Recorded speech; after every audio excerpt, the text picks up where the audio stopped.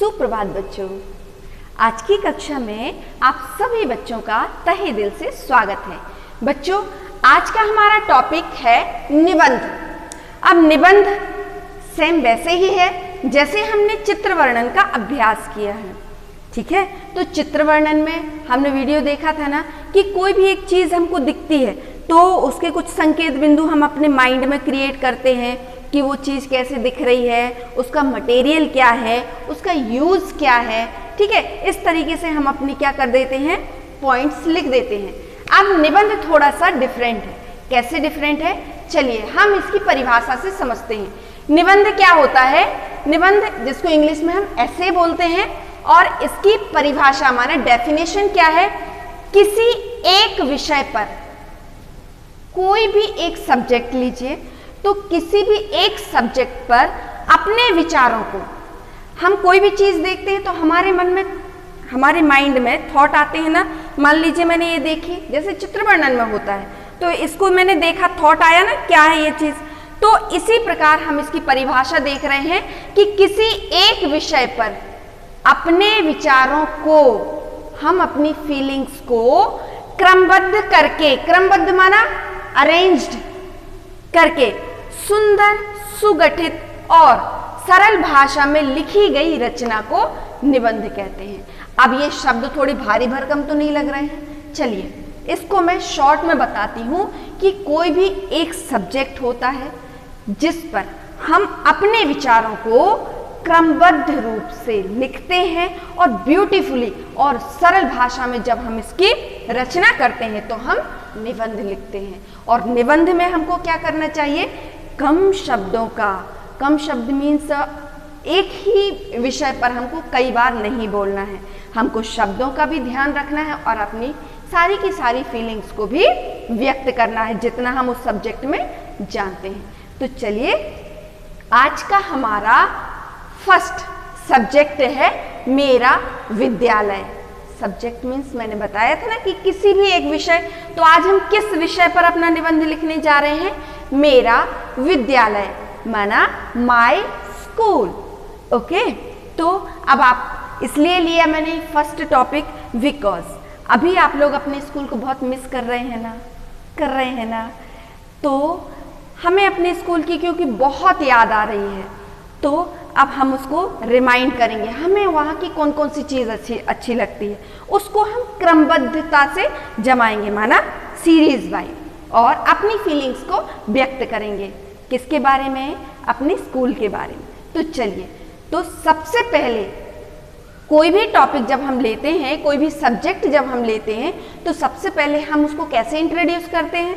आप अपने आप को कैसे इंट्रोड्यूस करते हैं? माई सेल्फ, अपना नाम बताते हैं, ठीक है, एंड आई एम फ्रॉम, इस तरीके से। तो हम अपने विषय को भी ऐसे ही इंट्रोड्यूस करेंगे। पहला हमारा, हम नंबर 1 एक नंबर डाल के अपने विचार, पहला विचार हमारा क्या है कि मेरे विद्यालय का नाम श्री पूरणमल श्रेणिक राज ढोका जैन स्कूल है ना।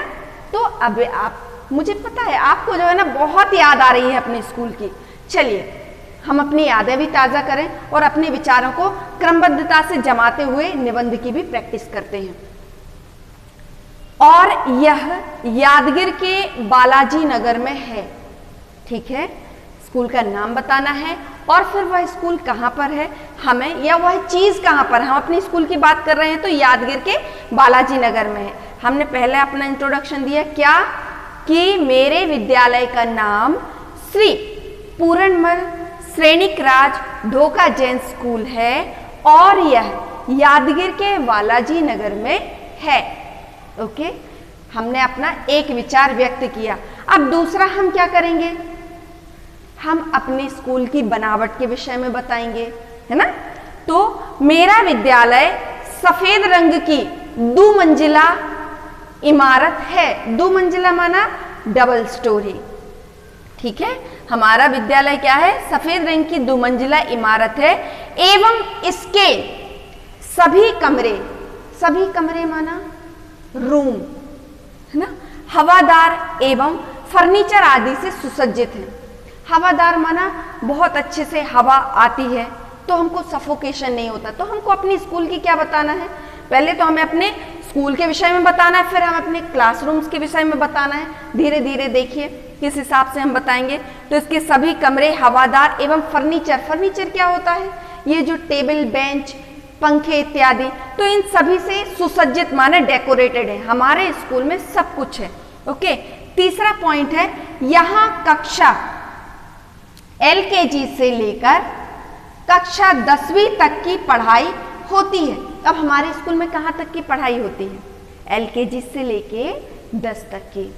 तो पहला हमें अपने स्कूल का नाम बताना है और कहाँ पर है ये बताना है। दूसरा पॉइंट हमारा है कि हमारे स्कूल की बनावट कैसी है, हमको वो बताना है। और कमरे वगैरह जो है ना कैसे हैं, हमारे पास संसाधन व्यवस्थाएं कैसी हैं, हमको वो बतानी है। तीसरा है कि हमारे यहाँ पढ़ाई किस क्लास से किस क्लास तक की होती, तो कक्षा LKG से लेकर कक्षा 10वीं तक की पढ़ाई होती है।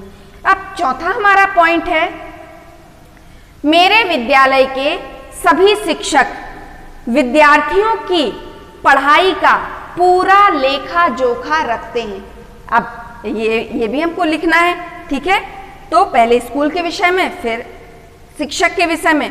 अब यहाँ समय समय पर बच्चों के संपूर्ण माना पूरा विकास माना डेवलपमेंट, यहाँ समय समय पर बच्चों के संपूर्ण विकास के लिए खेलकूद एवं अन्य प्रकार की अदर एक्टिविटीज होती हैं, जिसमें आप लोग पार्टिसिपेट करने दूसरे स्कूल भी जाते हैं और वहां से प्राइज भी जीत के लाते हैं, ठीक है।